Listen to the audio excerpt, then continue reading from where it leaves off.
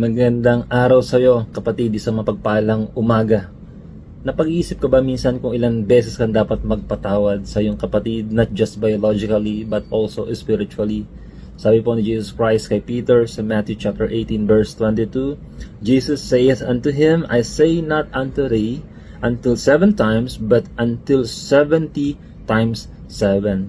So 7, sa loob ng isang linggo meron tayong 7 days, at sa isang araw 70.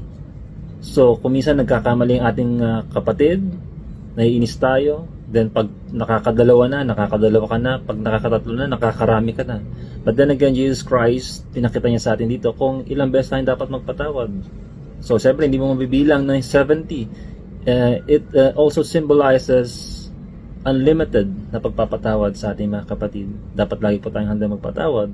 Kung tunay na tayo ay Kristiyano na sumusunod sa ating Panginoong Jesus, matuto po tayong magpatawad, pagkat kung ang pagmamahal ang naghahari sa atin, that love covers multitude of sins.